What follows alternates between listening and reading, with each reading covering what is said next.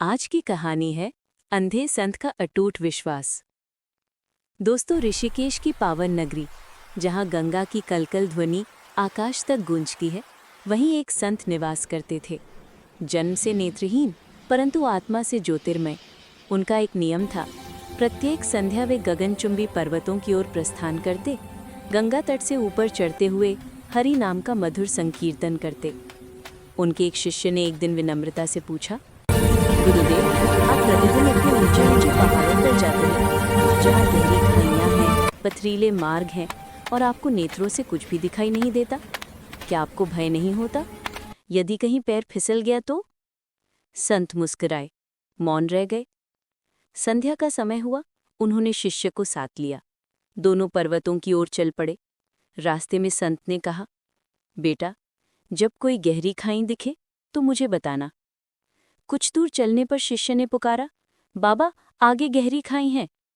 संत ने शांत स्वर में कहा, तो अब मुझे इस खाई में धक्का दे दे। शिष्य चौंक गया, उसके होश उड़ गए। बोला, बाबा, ये मैं कभी नहीं कर सकता। आप मेरे गुरुदेव हैं, मैं तो अपने शत्रु को भी इस खाई में नहीं ढकेल सकता। संत ने दृढ़ स्वर में कहा, ये मेरी आज्ञा है। यदि तुमने इसका उल्लंघन किया तो नर्क के भागी बनोगे।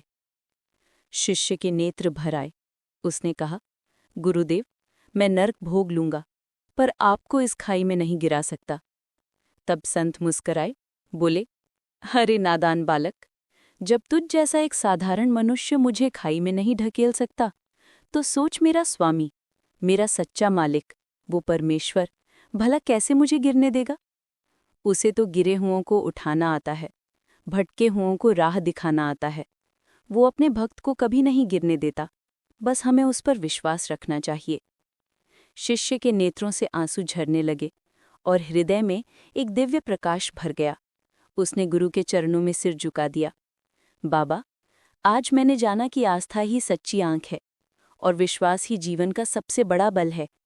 गंगा के प्रवाह में उस दिन जैसे स्वयं प्रभु मुस्कुरा उठे। पर्वतों में गूंज उठा हरि नाम संकीर्तन, और आकाश ने भी कहा, जिसका विश्वास अडिग है, उसे कोई खाई नहीं गिरा सकती।